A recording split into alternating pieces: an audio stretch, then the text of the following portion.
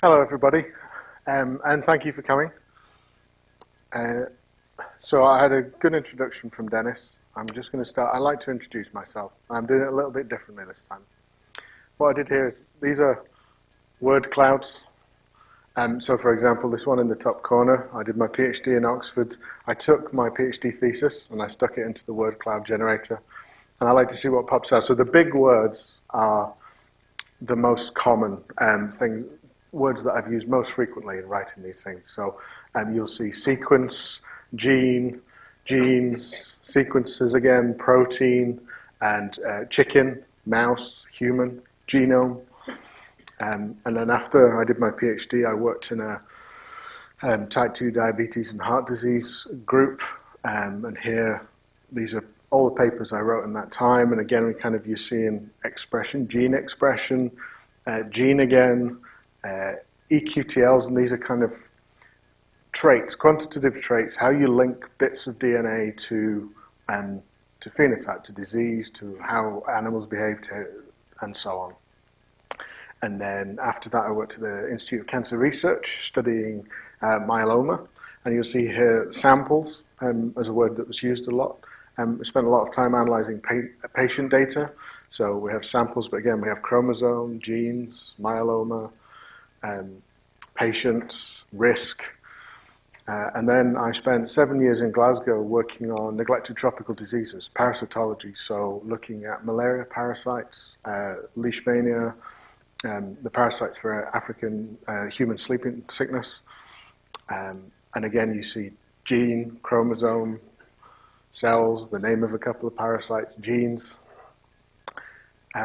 What you will notice is there's nothing in there about marine biology, environmental biology, fish. That's not my area. My background is all genes and DNA. So you've come here to learn about using DNA to find fish in the Indian River Lagoon. I will talk to you about that, but I'm going to take you on a little tour of some biochemistry and molecular biology, so we can get there to find out about the tools that we use to track fish in the Indian River Lagoon. So my area, my field, is bioinformatics. A lot of people look at me when I say bioinformatics, and what is that? So I thought I'd try and answer that question. Bioinformatics is the use of computers, software and databases to analyze and understand biological data. That's the textbook definition. What it means is I sit in front of a computer all day. I spend my time analyzing data. Most of what I analyze is DNA sequence data, which we'll talk about. And genes and genomes. And genomics is this kind of understanding the structure, function, evolution, and mapping genomes. Now, mapping a genome just means how you put it together, how you build it, how you find the pieces. And together, as Dennis said, I run the Applied Genomics and Bioinformatics group. And the applied bit is kind of like, applied math. So we're applying genomics and bioinformatics to address biological questions. So when I did my PhD, I spent a lot of time looking at diseases, muscular dystrophy, asthma, and then moving on to type 2 diabetes, heart disease, multiple myeloma, malaria, and parasites, and so on. And now I'm applying those same methods and the same analysis to things like aquaculture, marine biology, environmental science, and so on. And it's the same, the kind of underlying theme of all of my research is about understanding DNA and understanding DNA sequences and what they do. And so these are kind of more of the areas. Trying to understand how we do that is look at pieces of DNA, say in the context of a disease or in the context of the genome, trying to understand how parts function. And we find bits that kind of look the same and put them together and give them the same label. And when they're then the same across lots of different species, we know that there's something important about them. And we can do that by looking for patterns in different ways. And one of the ways we look at for patterns is using machine learning. So when we find new sequences, we can kind of predict what we think they will do based on what we know about other sequences. And then when we look for what's the same, we also want to try and understand what's different. How DNA sequences vary can have an impact. And if we can find specifically different bits of DNA sequence, what we call markers, so kind of it's like a flag that's associated with a particular trait, like in aquaculture and breeding programs, fish that grow faster. If we can find the bit of the genome that tells us that grows faster, then we can use this in kind of selecting brood stock and breeding programs. And then we identify where DNA has come from. The other aspect of it that I'm going to talk to you about today is DNA barcoding, identifying species. If DNA is found in the environment, what species did it come from? What animal did it come from? And then the real informatics bit of what I do is about automating the analysis, how you scale it up. It's easy to look at a single piece of sequence, a single gene, and say, okay, this is what we think it does. But a genome in a typical animal contains between 20 and 30,000 genes. And you can't just scroll through those and click and look one by one. You have to be able to build a tool that does that analysis. But overall, the applied genomics and bioinformatics bit is it's about why do pieces of DNA do what they do, trying to understand that DNA sequence. So if I'm going to talk about DNA, I thought I'd better make sure that everyone's clear on what I'm talking about. So inside every cell, or almost every cell, in a living organism is a nucleus. The nucleus of the cell is the control center. It controls how that cell functions, how it operates. Inside that nucleus, these protein packages called chromosomes. So there's wound up chromosomes, and inside it is this polymer that's called DNA, and all the other stuff, chromatin, all these nucleosomes and so on, it's just protein protection, because this polymer is so important to the function of that cell that it's wound up to protect it. Okay? And we understand a lot about this. This polymer is made up of 4 different molecules. And the molecules have different names, but it's great. We just label them A, T, G, and C. Right? So this whole polymer is just made up of different combinations of these 4. We call them bases. Right? And the bases, as you can see from this row here, part of the structure, this double helix of the polymer, the bases pair up. They have complementary bases. So it's kind of error checking for the DNA sequence and protection. Okay? And the nice thing about it is these molecules, these bases are distinct enough that actually we can sequence them. We can use biochemical processes to read them and find out exactly what this sequence is. So that's when we're talking about DNA. That's what we're talking about. And then the genome. So the genome simply is the complete DNA sequence for one organism. So if you take one cell, we can't really sequence one cell just yet. The technology's not quite there. But if you take one cell from an organism and you unravel all that DNA and you just read it from one end to another, that's the genome, that complete sequence. Okay? Now this is what it does. It's the instruction book. It tells that cell how to operate, how to build the pieces that it needs to get the structure, how different cells are different shapes and so on. It is the instruction book for that organism, the complete organism. And I'm stuck choosing between either Lego or IKEA, but I've opted for Lego. So it really is the instruction book. It contains all the pieces, so like the different Lego bricks, all the different molecules that build up that cell and the machinery inside that cell, and kind of what it does when they come together, how that operates. Only it's not written in nice pictures like this. It's written out in those 4 letters, T's, A's, C's, and G's. And the human genome is 3 billion letters long. So 3.2 gigabases. That's 3 billion letters. So if you print it out, it's something like 130 volumes of the Encyclopedia Britannica written down. And that's just inside one cell, right? So that's why we need the informatics bit. To read this and understand this, that's why we need computers, because you couldn't read through that every time. You can't read through it for every cell or every individual. Yeah, that's the informatics bit. And we understand a little about the language that this instruction book is written in. So genes can be thought of as sentences. They're the kind of single instructions that go together to make up that instruction book. And they are parts of the genome. So you have this continuous sequence, think about it, that a particular gene will be a particular instruction. And we know how to find them. We kind of know what they look like in most organisms. And they have different pieces that come together. They can tell you to do different parts of different things together. And that's the language of the genome.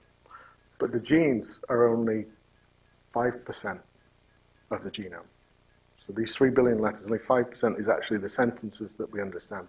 The other 95%, we don't really understand what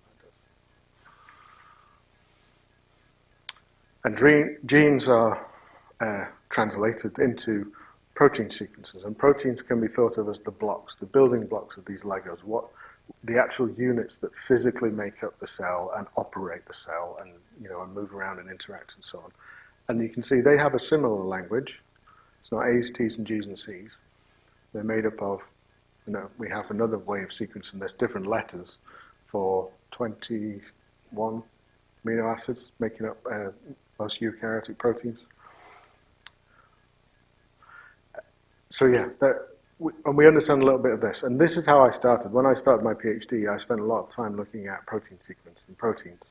And I've kind of moved back to looking at now we have genomes and understand more about the DNA sequence that encodes them. I spend a lot of time looking at DNA because somehow it's all written in that DNA in the first place. So I'm going to tell you, that's a little bit biochemistry.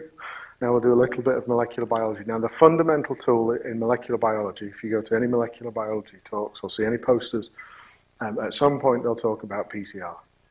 And this is the polymerase chain reaction. And you can just think of it like Xerox for DNA. It's for copying pieces of DNA. And actually it's the only reason we can sequence genomes and understand them is we can copy pieces enough that because we can't sequence a single molecule very well yet. The technology is nearly there, but we can copy it to get enough that we can then actually read it and sequence it. And we use enzymes that mimic, or actually they're enzymes from bacteria that reproduce these kind of the natural process of copying DNA in a cell. But what I want to talk to you about is the DNA primers.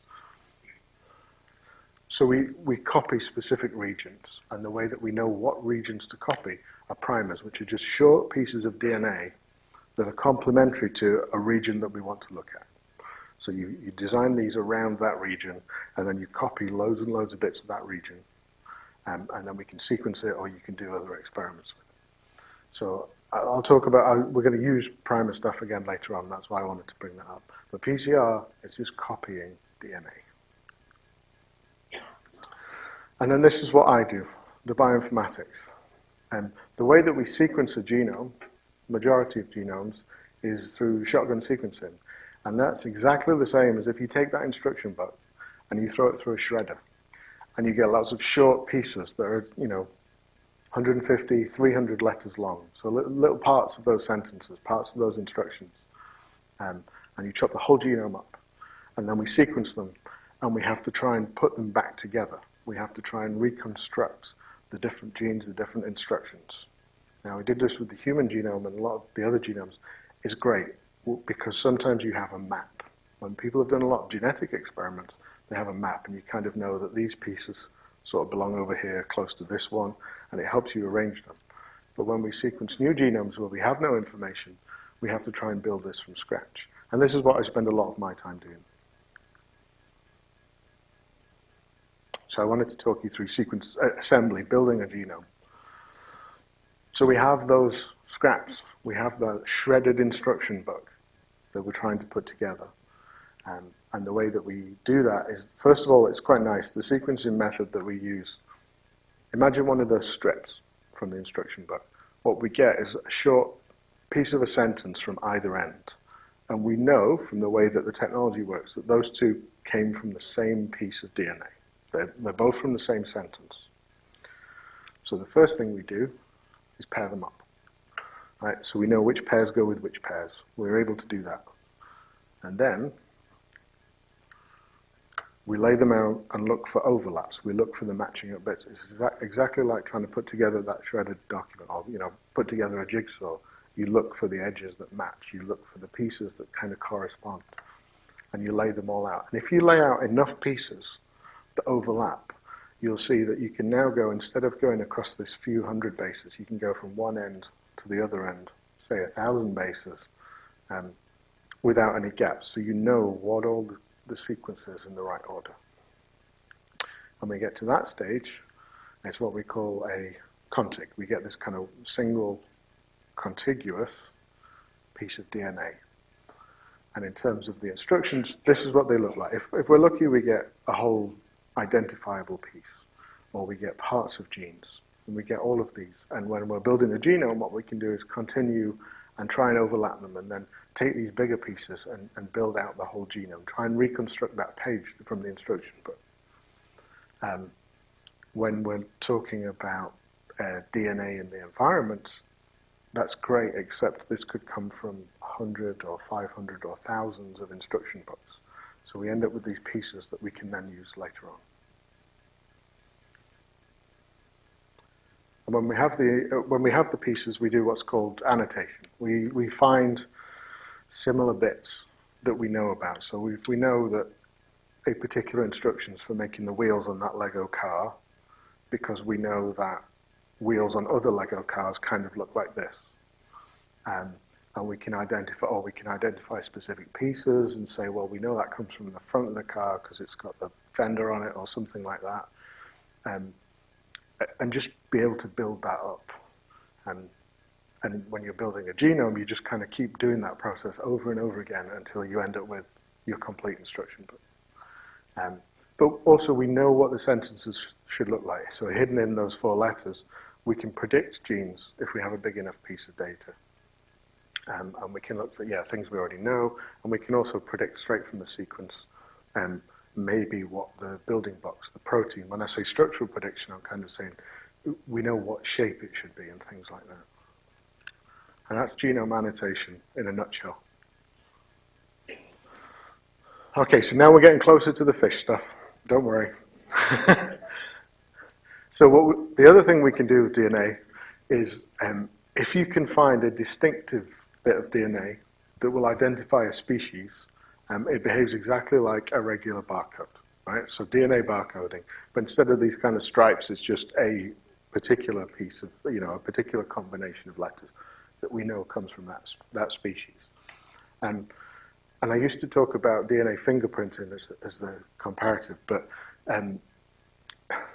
it's not quite like DNA fingerprinting, where DNA fingerprinting is very much about individuals or families.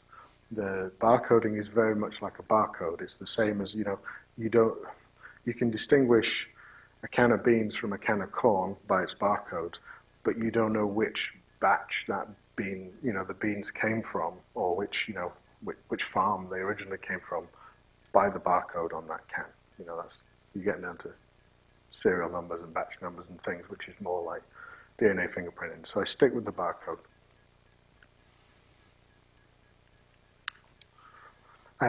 And the way that we design this is sometimes, well, as you'll see, we will want to barcode lots of things at once. If you can find any piece of DNA that's distinct to a species, you can use that as its barcode. Right? But the problem with that is sometimes you don't know what it is to begin with. And if the way that you sequence it is using these primers, you have to know how to design that piece of sequence. So if it's an unknown, it's kind of difficult. So what we can do is you design against a gene that you think is common to a whole bunch of different organisms, ideally to everything, but that's difficult to find. So we look in genes that we know are parts of the basic machinery of cells, something in that nucleus or something in that basic machinery that we think is shared with all regular cells. And we design primers there, and then what you need to do is have, great, you've got primers in this conserved bit is going to be present in, let's say, every cell, but you need something in between that evolves fast enough that it can distinguish species, so it's different enough. And sometimes Immune genes are really good for that because they're exposed to constant stresses. They pick up changes in their DNA to deal with that and then go through generations and suddenly becomes a marker for a species, just as an example. So you design these, and we have catalogs of, because we've done so much sequencing now, actually we have catalogs of these. But if you wanted to design a new barcode from scratch, this is the sort of gene that you're looking for. Okay? And the reason we do that is for this meta-barcoding. So taking, as you'll see, environmental samples, mixed samples where you have multiple species and you want to be able to distinguish them. So, you know, we have a yellow species, green species, and red species. Using the same primers, we can copy all of that, and if we can sequence each of these pieces individually, we can identify red species, yellow species, green species, just using that same set of primers. So when it's mixed, the meta just means lots of things together. It's meta-barcoding. Okay. And now we're getting closer to fish. Look, there's a picture of fish. So to identify fish in the Indian River Lagoon, we use environmental DNA. And environmental DNA is just DNA from stuff that's around you. So you can take eDNA, environmental DNA, from soil, from sediment, from surfaces of things, and from water, of course. So, and anything that's passing through that water, if it's a bacterium, it's in there. But if it's a bigger organism like a fish, and it'll shed off skin cells, it'll leave, mucus in the water or metabolic byproducts, feces in the water, and that will contain cells. And those cells, if they've got a nucleus in them, will contain DNA. And the nice thing about this is we can take water samples. I'll show you a little bit about that, but we take water samples, extract the DNA, and we can use that same sample for so many things. So we can identify species using these kind of marker genes for bacteria, say, or a different marker gene for barcoding gene, for eukaryotes. We can look at those whole pieces rather than just getting that barcoding gene. We can look at the whole metagenome to identify genes and instruction pieces. Using shotgun sequencing, we can target particular functional groups that we're looking for, such as toxin production or natural products and so on, and we can use that sample for all of these. And then kind of what we're trying to do is look at how we can use the DNA to inform other sampling and automate the processes and so on as well. And how do we get DNA out of the water? Well, it's a lot simpler than you might think. We take water, use a sterile bottle that's, so there's no bacteria in it, you're not biasing the sample in the first place, and you take a sample of that water, and then we filter it. And actually, originally I had a picture of a coffee filter on here, but I didn't want everyone to go home thinking we actually use coffee filters to do this. So there are several different filters. These ones are quite nice. They're self-contained units, and the pore size on that filter is 0.45 or 0.22 microns, smaller than bacteria. So it will let through anything that's smaller than a bacterium, in theory, and everything else sticks to the filter. So we don't actually sequence DNA in the water. What we do is sequence the DNA of the stuff that we filter out of the water, essentially. So we filter through water and we extract the DNA off the surface of this contained unit. We have kits to do that. Now, you can make your own reagents. There are lots of different ways to do this. We use kits because they're reproducible, so we can compare between experiments. So we extract the DNA, we have DNA, we do the same thing. We sequence either targeted or the kind of untargeted shotgun sequencing and take all of those reads, assemble them into pieces, try and get genes, these instructions out of it. And then when you have those pieces, we can compare them with what we know in databases, make predictions about them, and hopefully identify species. Which brings us to looking for fish in the Indian River Lagoon. So we're starting a citizen science project with Gabby Barbarite in the ODVC. She and I talked about this for a long time. I wanted to do something with the environmental DNA, and we wanted to get people interested. We figured it's Florida, people are interested in fish, let's try that. And trying to get people to collect water samples. So we can do it, we're doing it from it's a 50 ml water sample, extracting DNA from that water, and then using that to identify fish. And the nice thing about that is the reason that we're talking to anglers is they tend to know what they're fishing for or what they catch. They're able to identify species, and so we can compare what's identified by individuals with what we see in the DNA, or we think we see in the DNA. So we've had 2 events so far, one around Allen Park, one at Pepper Park. I'll talk a little bit about that, and then I'm going to talk about some other data that we have, and that's on a bigger scale. So this is just to show you, we have 10 samples here. We have 5 from the Round Allen Park and 5 from the Pepper Park, and it's the same on the other slide. Now, I just got a picture of a catfish from Wikipedia. There will be people in the room that know whether or not this is actually found. This particular species will be found in Florida. I'm not actually a fish person. Earlier this afternoon there were some actual experts, and I was a little worried. But, so just showing you across the samples, we were able to identify pieces of DNA that came from catfish. And just to show you the difference between 2 locations, 2 different times, and these numbers are counts of pieces of DNA. They're not, it doesn't mean there were 61 catfish in this sample. And actually quantifying that is really difficult, because even if we have the same piece of DNA from 10 times over, as an example, we can't distinguish whether those pieces of DNA are 10 pieces of DNA from 10 different catfish, or 10 cells, all from the same catfish. Right? There's no way of doing that. And how we quantify this stuff is really part of what we need to figure out. And when I say we, I mean collectively as scientists who are working on eDNA. It's easier with bacteria, so we can quantify bacteria quite well because you know that one bacterium has this, this many copies of a gene or this gene in it, and there's that kind of linear relationship. Once you get to multicellular organisms, it's a lot more complicated.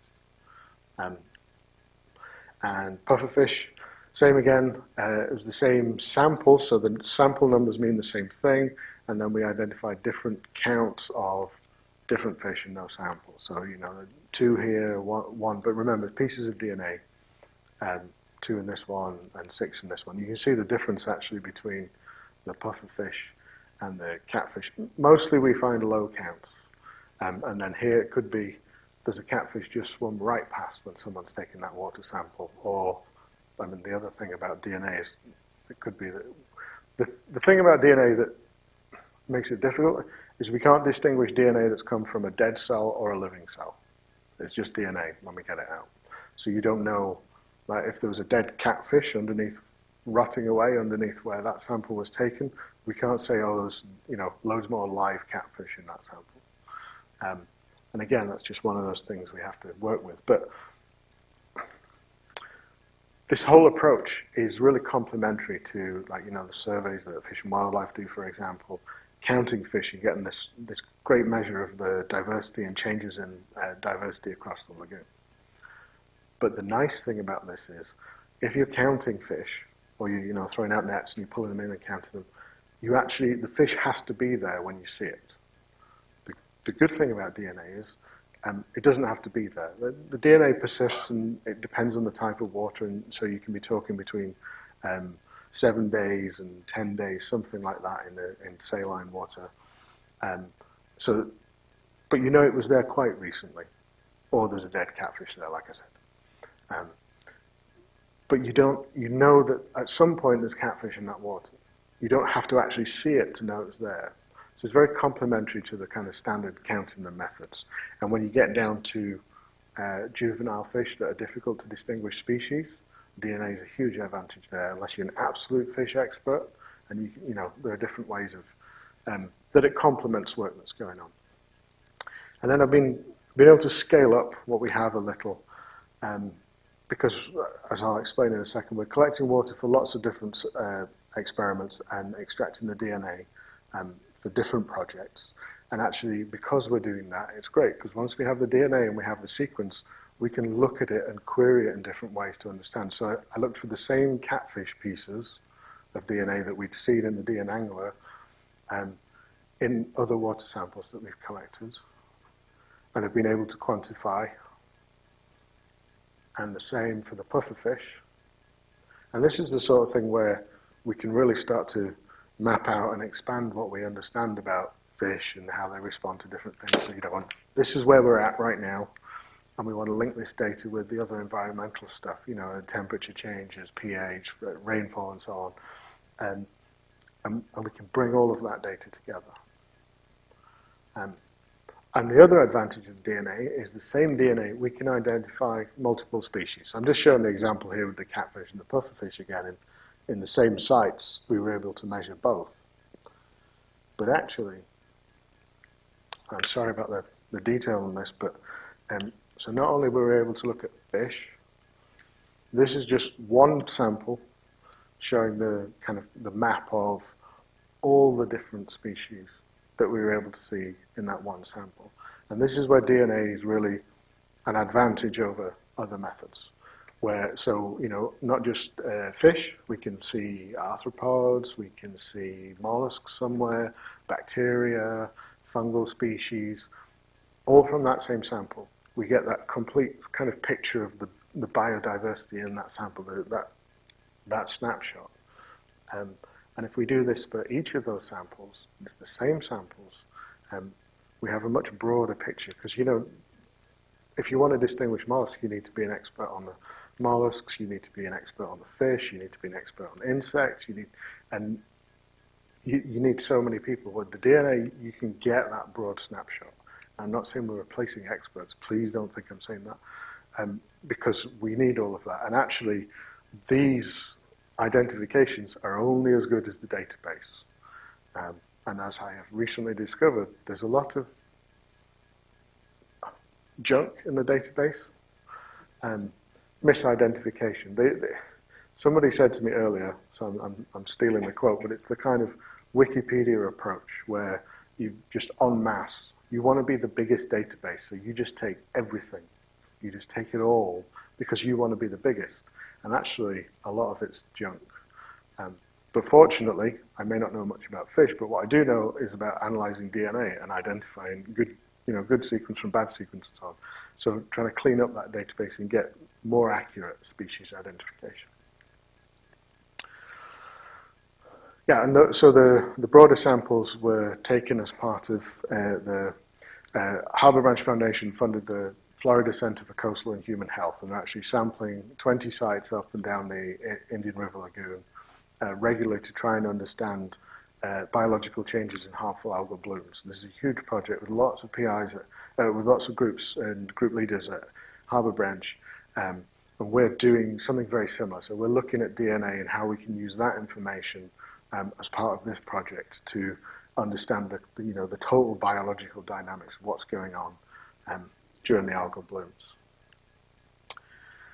And the other advantage again, so we are also looking at specific pathogens for specific questions. This is a fungal pathogen of dolphins. So this Paracoccidioides brasiliensis seti. And we've been able to, again, from the same samples, look back and identify species in particular, and where we're trying to understand where it might be in the environment, where the dolphins are getting it from. And just to circle back nicely to the genome stuff, what we've also done is, because we understand how to analyze the DNA, we have a sample from a dolphin that's infected with the Paracoccidioides, the fungus, taken one of those lesions and being able to sequence all of the DNA out of it, and then separate out dolphin DNA from the fungal DNA, compare it with some other pathogens, these are actually human fungal pathogens that are related, and build its genome and try to understand why it's different, why it infects dolphins and doesn't infect humans, because they don't think it's zoonotic. Try and ask questions about it's not culturable, whereas the human ones are, so why doesn't it grow? And that reaches the point then where if we understand those differences, maybe there's something we can use in that information to understand more about the human pathogen. It kind of works both ways. And yeah, I'd like to acknowledge this work is done with lots of different groups at Harbor Branch, and particularly my group and Peter McCarthy, and David, who, when I started, I didn't have a group, and they supplied me with samples and gave me a lot of help, because like I said, I sit in front of a computer all day. Adam Schaefer, the wildlife epidemiology, and Gajoon, I didn't really touch on the work I do with Gajoon and the biosynthesis, trying to understand, again, how these bits of DNA related to the production of both natural products and toxins in the algal blooms. The ODVC team, everybody there, many other Harbor Branch faculty and their groups, and everyone who works on the Florida Center for Coastal and Human Health, because again, they're going out collecting samples for DNA. And the Harbor Branch Foundation, of course, because they funded my startup, they fund the Florida Center and also the Indian River Lagoon graduate research through the Love Your Lagoon Gala, funds one of my students. So, thank you for listening.